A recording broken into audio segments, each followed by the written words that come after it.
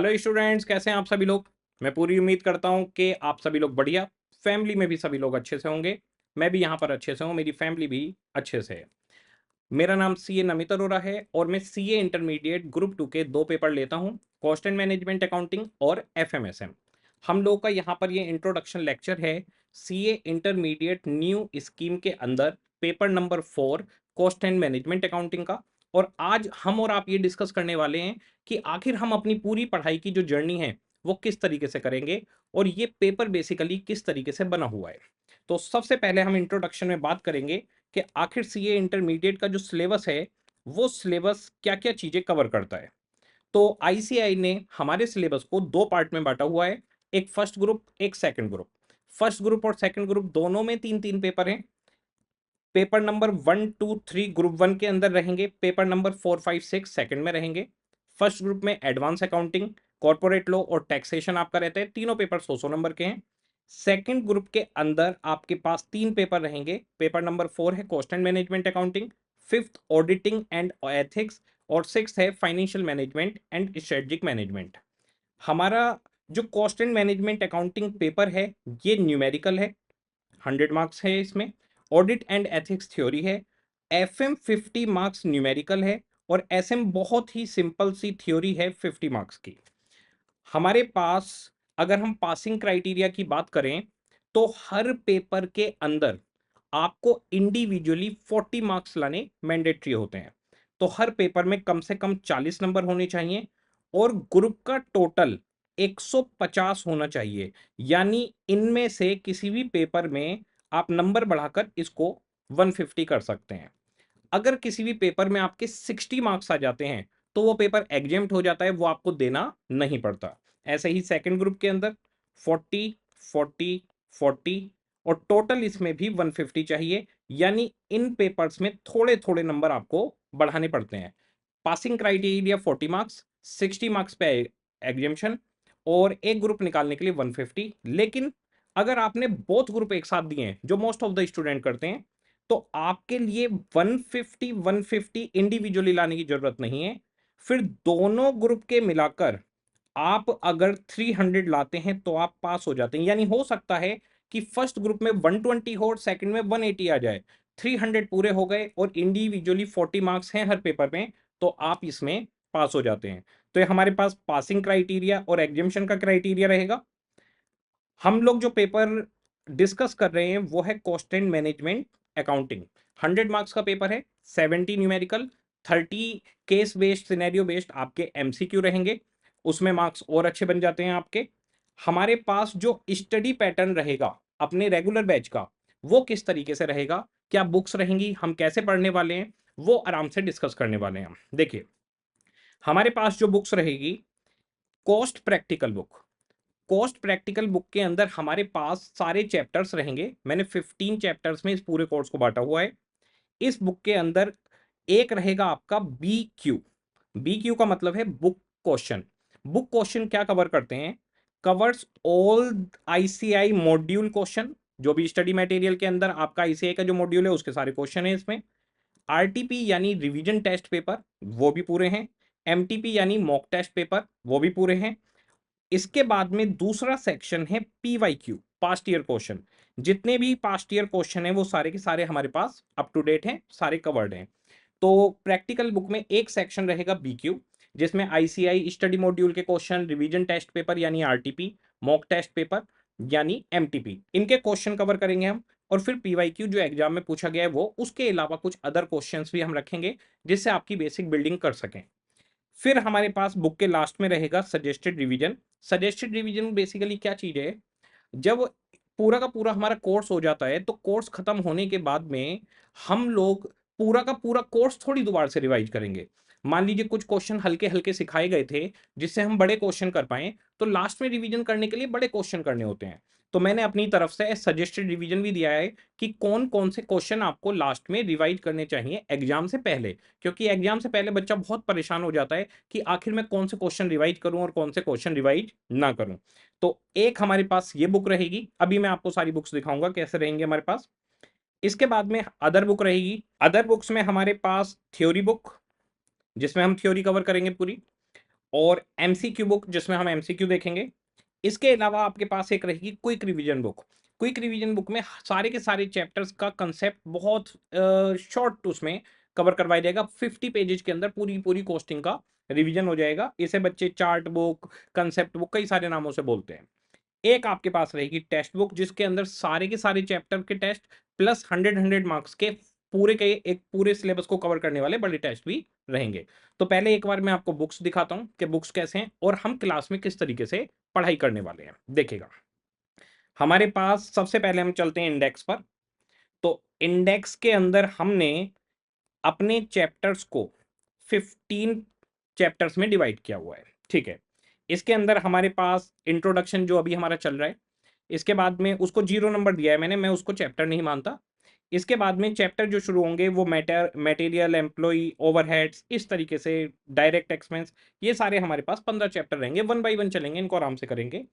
इनकी वेटेज यहाँ पर भी लिखी हुई है, साथ में क्लास में भी आपको बताई जाएगी। तो पूरा सिलेबस 15 चैप्टर्स में हमने बांट दिया है। ठीक है, अब बुक कैसी नजर आएगी? तो जैसे मैंने चैप्टर नंबर 1 ले लिया है, अब जरा आराम से देखिए हमारे पास क्या रहेगा।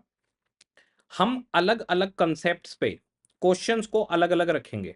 जैसे एक कंसेप्ट है इकोनॉमिक ऑर्डर क्वांटिटी, ईओक्यू। तो ये कंसेप्ट चालू हुआ, इसके ऊपर अब क्वेश्चन चलेंगे। तो क्वेश्चन का नाम देखिए क्या है, BQ1। BQ क्या होते हैं? BQ का मतलब है ये क्वेश्चन स्टडी मैट का, आरटीपी का, एमटीपी का और आपकी कंसेप्ट बिल्डिंग करने के लिए क्वेश्चन है। तो यहां पर इस तरीके से BQ रहेंगे हमारे पास। अब ये कंसेप्ट के ऊपर क्वेश्चन चल रहे हैं। इसके बाद में हमारे पास दूसरा कंसेप्ट आ गया, लेवल सेटिंग। ऐसे अलग अलग कंसेप्ट के ऊपर क्वेश्चन हमारे चलते जाएंगे। ये हमारे BQ चल रहे हैं। ओके, इन क्वेश्चंस को करने के बाद हमारे पास सेक्शन आता है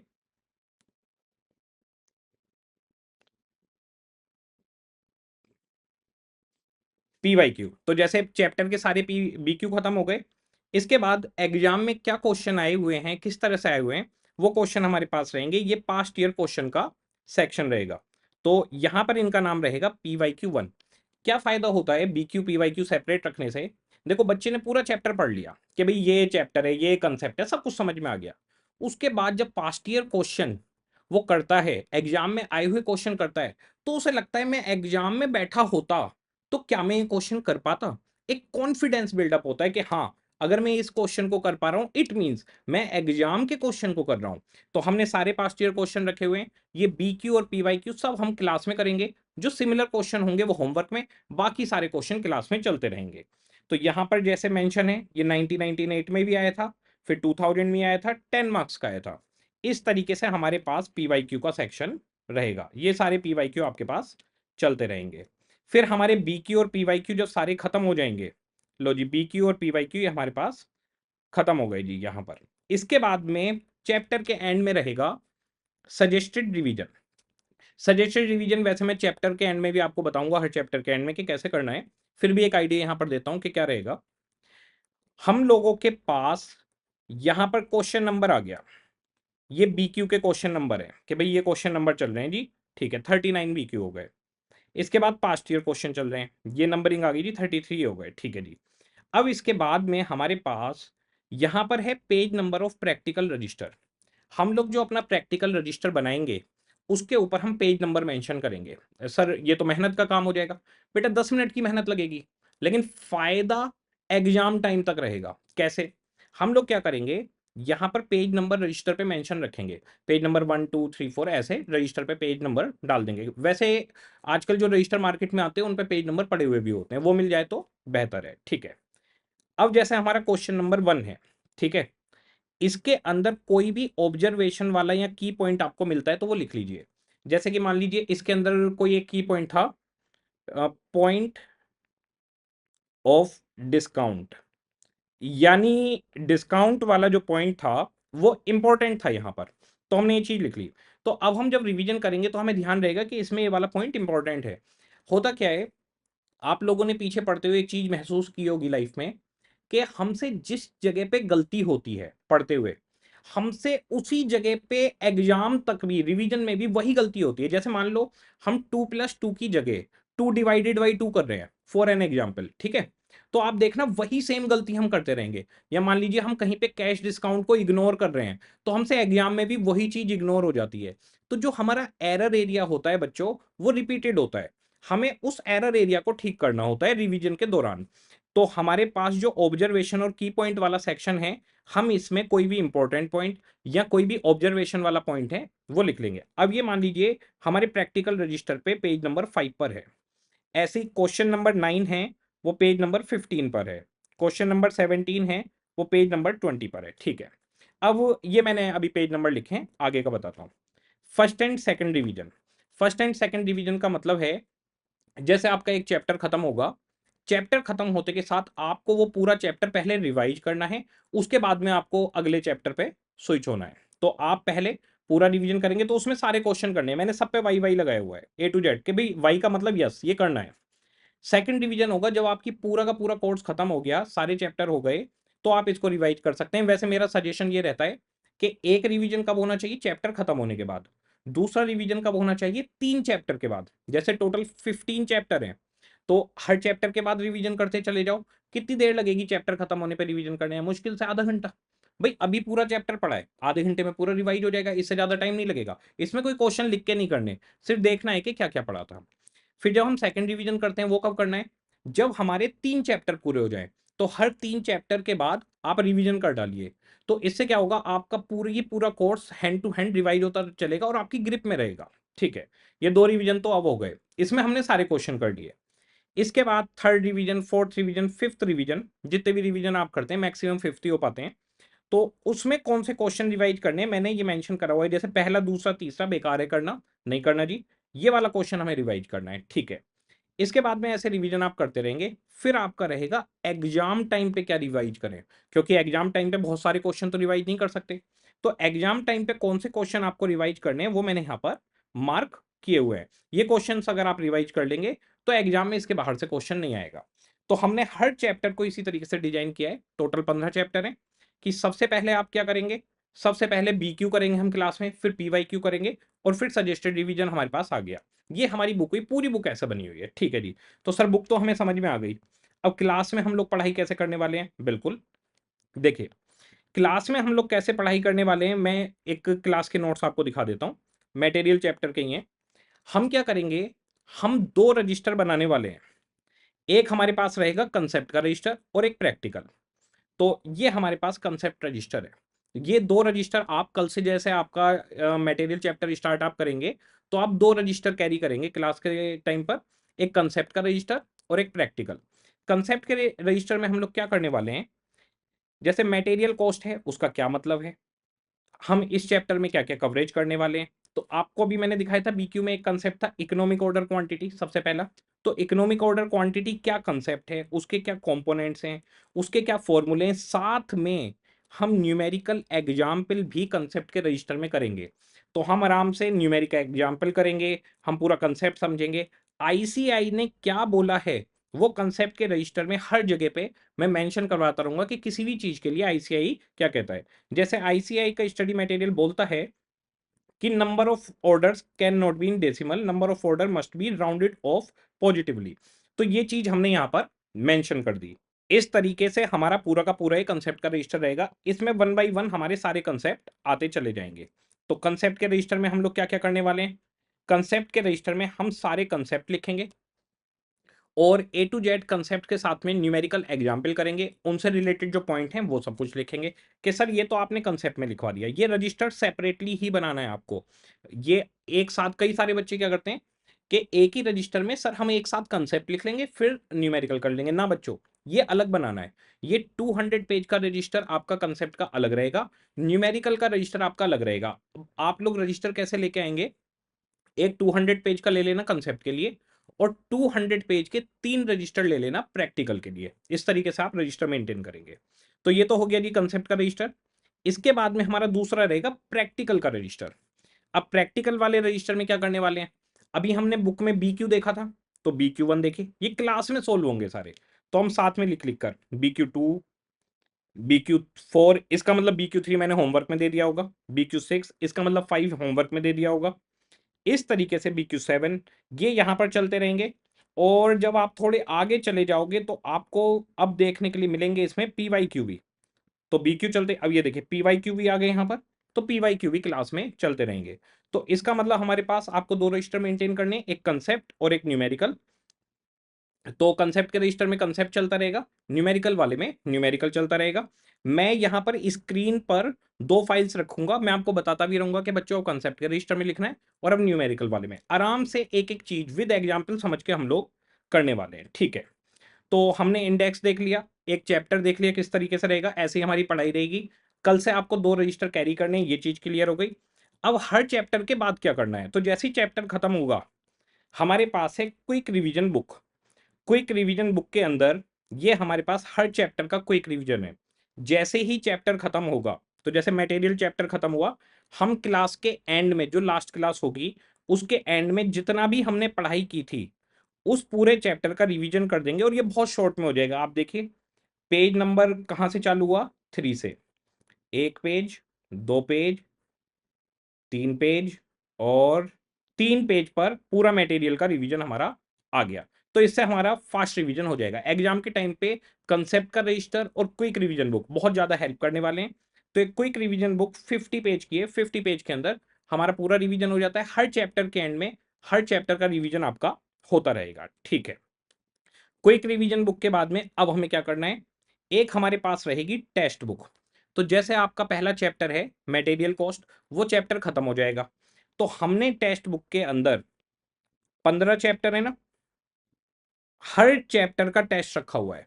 तो सबसे पहला टेस्ट मटेरियल का, जैसे ही मटेरियल चैप्टर पूरा हुआ आपने पूरा रिवीजन किया, उसके बाद में आपको टेस्ट देना है, ठीक है। फिर दूसरा चैप्टर खत्म हुआ उसका टेस्ट देना है, तीसरा खत्म हुआ उसका देना है। ऐसे ही 15 के 15 चैप्टर के बाद आपको टेस्ट देने हैं।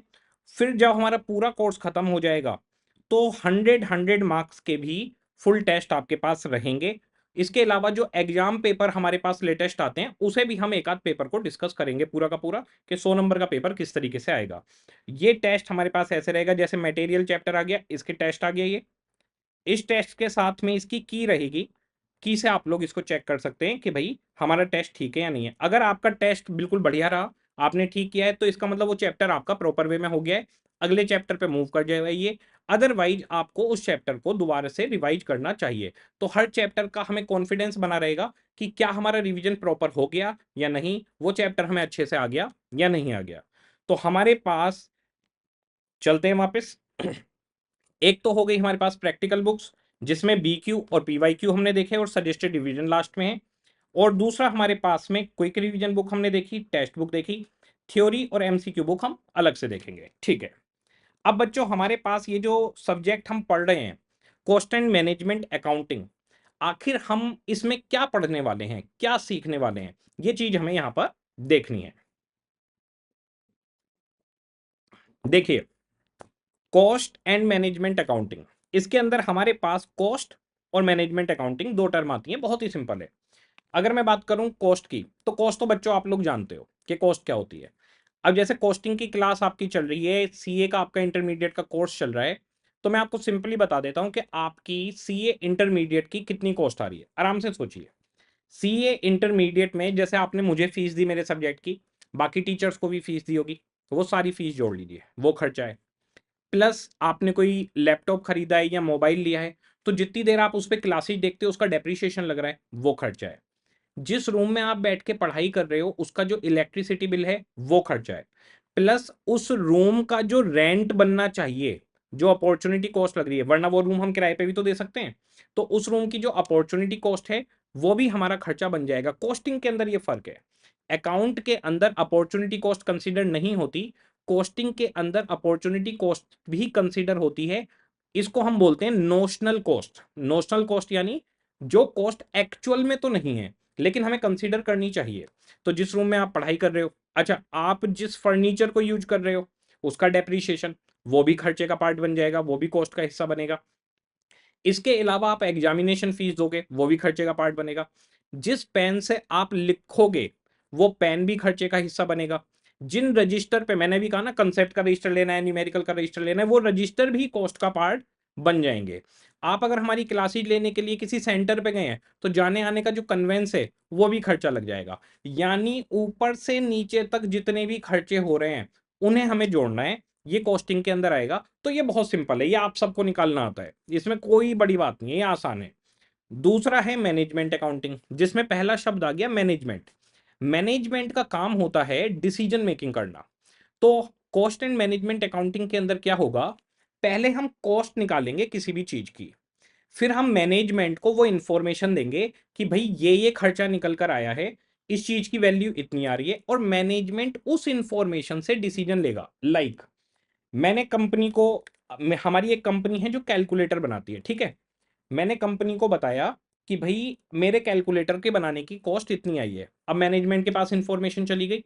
अब मैनेजमेंट इसका प्राइस क्या तय करना है, इसकी कितनी क्वांटिटी बना लेनी चाहिए, ये सब डिसीजन मेकिंग करेगा। तो कॉस्ट एंड मैनेजमेंट अकाउंटिंग है प्रोडक्ट की कॉस्ट निकालना या किसी सर्विस की कॉस्ट निकालना। जैसे मैं आप लोगों को पढ़ा रहा हूं तो ये एक सर्विस है, अगर मैं कैलकुलेटर बना रहा हूं तो ये एक प्रोडक्ट बनाना है। तो प्रोडक्ट बनाने की कॉस्ट निकालना या सर्विस कितने में हम डिलीवर कर पा रहे हैं उसकी कॉस्ट निकालना, ये कॉस्टिंग का काम है।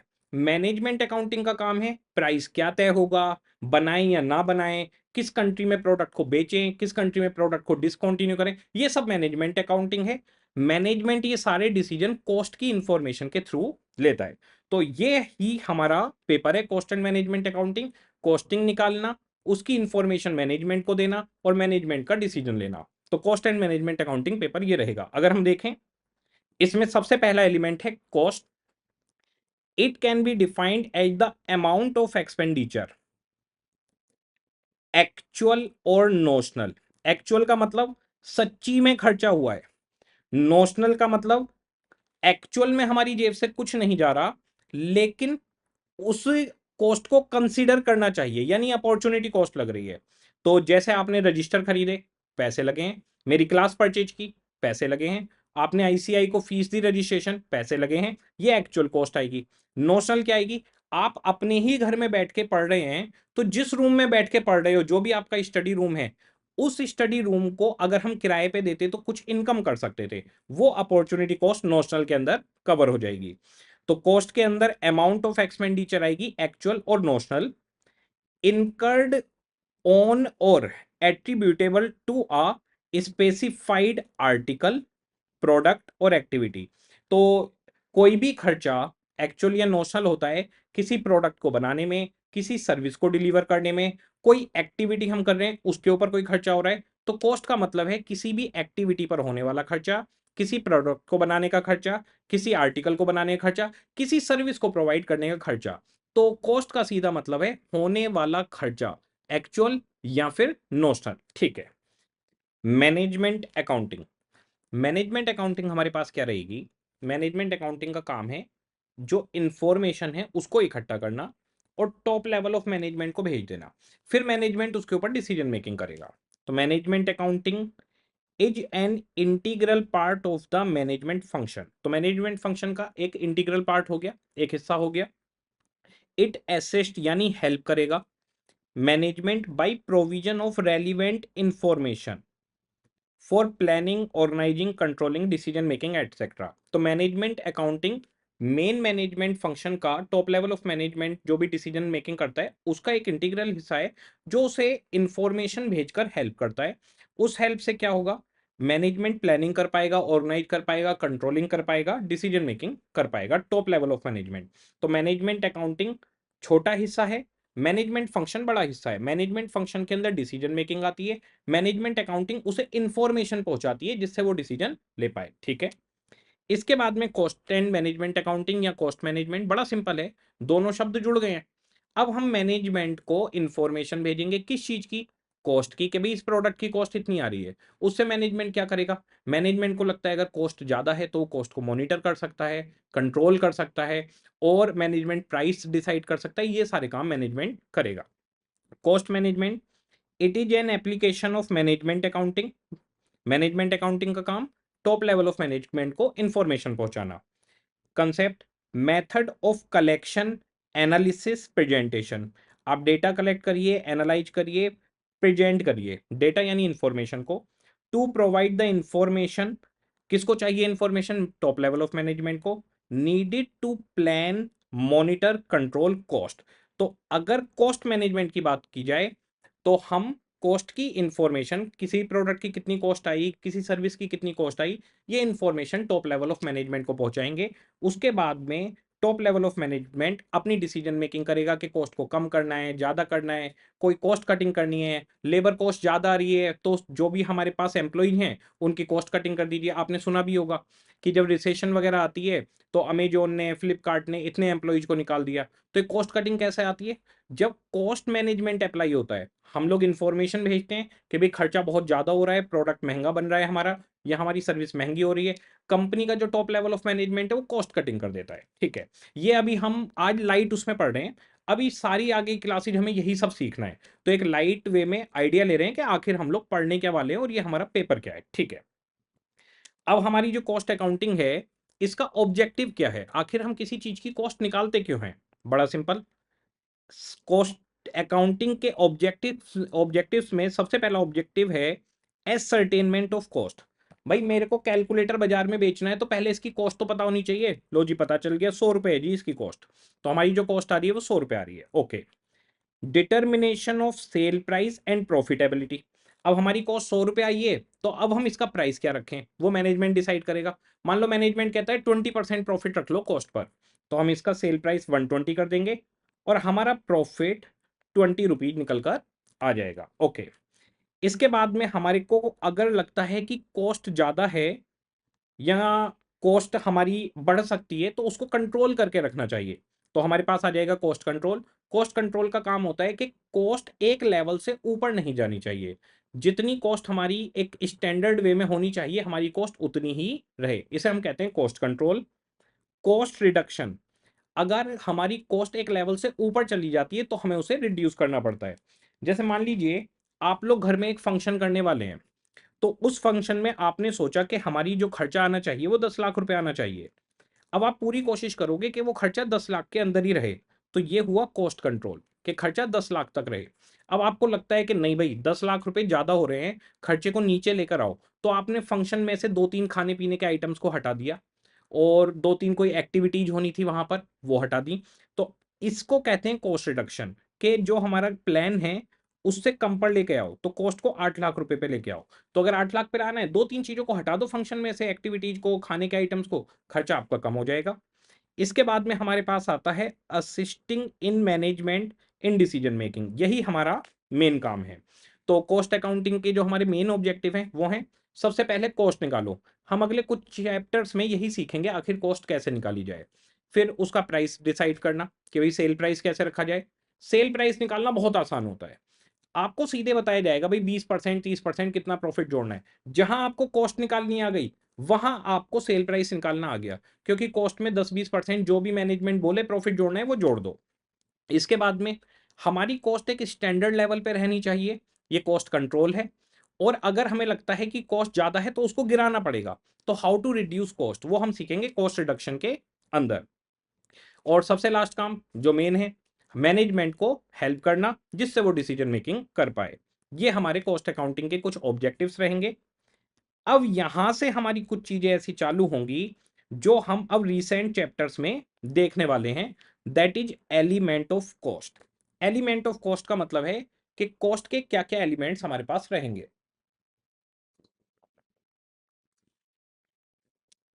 तो कॉस्टिंग को क्या किया गया है, कॉस्ट के एलिमेंट्स को तीन हिस्सों में तोड़ा गया है। सबसे पहला हिस्सा है मटेरियल। तो जैसे अगर हमें एक कैलकुलेटर बनाना है, तो इस कैलकुलेटर के अंदर जो प्लास्टिक लगा हुआ है, इस कैलकुलेटर के अंदर ये स्क्रीन लगी हुई है, ये ऊपर होता है। कई सारे बच्चे पूछते हैं सर ये क्या चीज लगी रहती है इसमें। तो ये सोलर पैनल है छोटा सा। अगर ये धूप में रखा रहेगा तो ये बिना बैटरी के भी चल सकता है, ये सोलर पैनल होता है। सस्ते कैलकुलेटर्स में नकली होता है बस, वो शीशा सा लगा होता है। और जो महंगे कैलकुलेटर होते हैं उनमें असली होता है। इसका मतलब ये नहीं है कि आप सस्ते वाले कैलकुलेटर को महंगे में खरीद लें।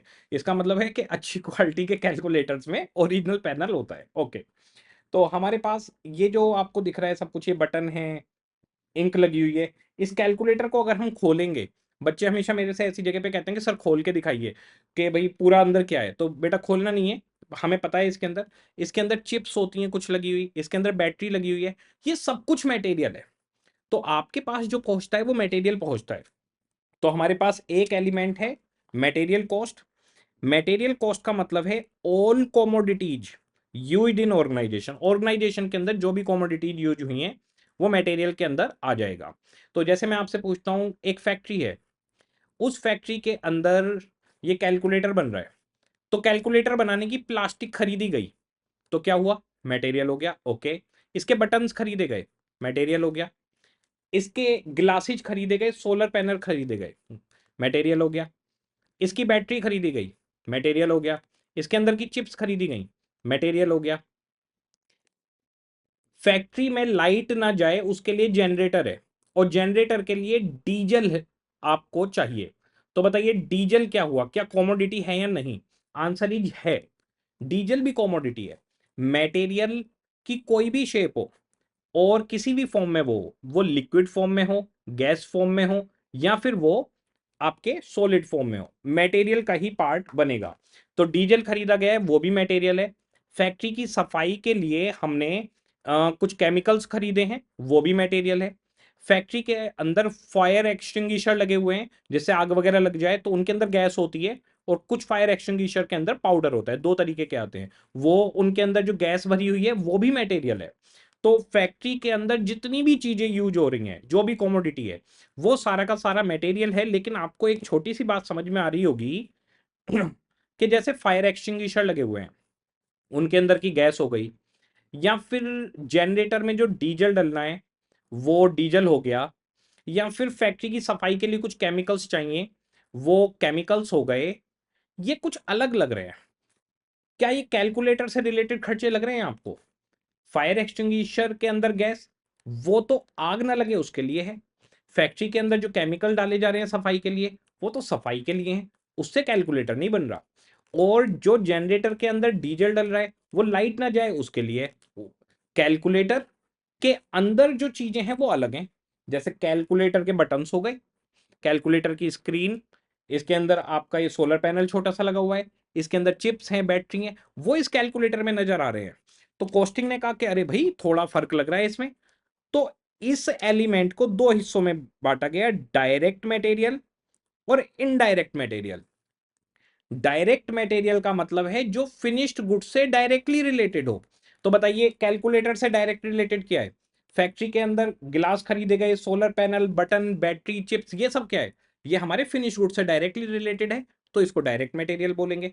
और जो डीजल जल रहा है जनरेटर में, जो फायर एक्सटिंग्विशर के अंदर गैस है, जो केमिकल्स डल रहे हैं फैक्ट्री सफाई सफाई के लिए, वो सब भी मटेरियल है। पर वो बच्चों डायरेक्ट नहीं है, वो है इनडायरेक्ट मटेरियल।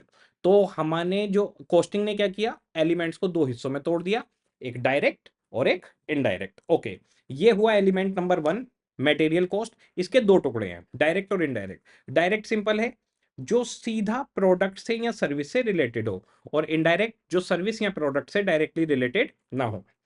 इसके बाद दूसरा खर्चा है एम्प्लॉय कॉस्ट। भाई एक बात बताइए, ये जो कैलकुलेटर है ये बना बनाया थोड़ी आया था फैक्ट्री में। कुछ वर्कर्स लगे होंगे जिन्होंने इस कैलकुलेटर के ऊपर काम किया होगा, जिसने इसके पेज टाइट किए होंगे, इसकी स्क्रीन लगाई होगी, इसकी असेंबली में कई सारे लोग लगे होंगे। तो वो जो लोग लगे हुए हैं, ह्यूमन बीइंग जो लगा हुआ है, उसको कहा गया एम्प्लॉय कॉस्ट। तो cost related to human force in organisation. तो हमारे ऑर्गेनाइजेशन में, हमारी फैक्ट्री में जितने भी लोग काम कर रहे हैं, वो सारे के सारे लोग एम्प्लॉय कॉस्ट के अंदर आते हैं, जिन्हें हम देते हैं सैलरी एंड वेजेज। तो दूसरा खर्चा हो गया सैलरी एंड वेजेज का। ये भी डायरेक्ट और इनडायरेक्ट होती है। कैसे? जैसे देखिए, ये फैक्ट्री है, ठीक है, ये मशीनें रखी हुई हैं जिन पे कैलकुलेटर बन रहे हैं, इन पर कुछ एम्प्लॉय काम कर रहे हैं। तो जो एम्प्लॉय मशीनों पर काम कर रहे हैं और यहां से कैलकुलेटर बनकर निकल रहे हैं, ये एम्प्लॉयज डायरेक्ट एम्प्लॉयज कहलाते हैं। इनको दिया जाने वाला पैसा डायरेक्ट लेबर कॉस्ट या डायरेक्ट एम्प्लॉय कॉस्ट कहलाता है। अच्छा, इसके अलावा फैक्ट्री में एक सुपरवाइजर घूम रहा है और उसके हाथ में एक लंबा सा कोड़ा है, जो काम नहीं कर रहा वो उसके लगाता है कोड़ा, सटैक सटैक, ध्यान से काम करो, सुपरवाइजर घूम रहा है। ऐसे कोई ऐसा कुछ नहीं होता। पुरानी फिल्मों में देखने में मिलता था, कोड़ा लेके घूम रहे हैं सटैक सटैक। अब ऐसा कुछ नहीं होता, अब तो केस हो जाएगा इस बेचारे पे। पर चलिए, ये सुपरवाइजर है, ये घूम रहा है, देख रहा है कि सब काम ठीक चल रहा है या नहीं। तो ये खुद काम नहीं कर रहा, खुद कैलकुलेटर नहीं बना रहा, लेकिन कैलकुलेटर बनाने वाले एम्प्लॉइज को मॉनिटर कर रहा है। तो ये एम्प्लॉय कॉस्ट है, लेकिन ये डायरेक्टली प्रोडक्शन से रिलेटेड नहीं है, ये इनडायरेक्टली हेल्प कर रहा है फैक्ट्री के अंदर। अगर ये नहीं होगा तो जो मेन वर्कर्स हैं वो काम नहीं करेंगे, वो थोड़े लीनियंट हो जाएंगे। उन पर नजर रखने के लिए सुपरवाइजर है, सुपरवाइजर के ऊपर फैक्ट्री का मैनेजर है, वो भी खुद कोई काम नहीं करता। ऐसे ही इस फैक्ट्री के गेट पर एक एम्प्लॉय है जिसके हाथ में एक बड़ी सी गन है। बताइए, इस एम्प्लॉय के हाथ में जो बड़ी सी गन है इसको क्या बोलते हैं? वॉचमैन। कि भाई फैक्ट्री के अंदर चोरी चकारी ना हो तो उसके लिए गार्ड या वॉचमैन हम बोल सकते हैं, वो बैठा हुआ है। तो ये भी खुद कैलकुलेटर नहीं बना रहा, ये भी कैलकुलेटर नहीं बना रहा, और ये फैक्ट्री का मैनेजर ये भी कैलकुलेटर नहीं बना रहा। तो जो लोग कैलकुलेटर नहीं बना रहे वो इनडायरेक्ट एम्प्लॉय कॉस्ट, और जो कैलकुलेटर बना रहे हैं वो डायरेक्ट एम्प्लॉय कॉस्ट। तो हमारे पास फैक्ट्री के अंदर जितनी भी ह्यूमन फोर्स है वो सारी की सारी एम्प्लॉय कॉस्ट है। जो सीधे कैलकुलेटर बनाएंगे वो डायरेक्ट एम्प्लॉय कॉस्ट में आ जाएंगे। जो कैलकुलेटर नहीं बना रहे लेकिन कैलकुलेटर बनाने में हेल्प कर रहे हैं वो इनडायरेक्ट एम्प्लॉय कॉस्ट में आ जाएंगे। ओके, इसके बाद में फिर हमारे पास आते हैं अदर एक्सपेंस। अदर एक्सपेंस बहुत सिंपल है। जो खर्चा मटेरियल नहीं है, जो खर्चा एम्प्लॉय कॉस्ट नहीं है, उसके अलावा का सारा खर्चा आपका अदर एक्सपेंस में आ जाएगा। जैसे कि फैक्ट्री का रेंट, फैक्ट्री का रेंट ना तो मटेरियल है ना ही एम्प्लॉय कॉस्ट, तो अदर एक्सपेंस में आ जाएगा। जैसे मान लीजिए हम इस कैलकुलेटर को बना रहे हैं और इस डिजाइन का किसी ने पेटेंट करवाया हुआ है, तो उस जिसने भी पेटेंट करवाया हुआ है उसे दी जाएगी रॉयल्टी। तो रॉयल्टी जो खर्चा है वो कैसा हो गया? वो एक्सपेंस हो गया। हमारी फैक्ट्री में जो मशीनें रखी हुई हैं उन मशीनों का हमने इंश्योरेंस करवा रखा है।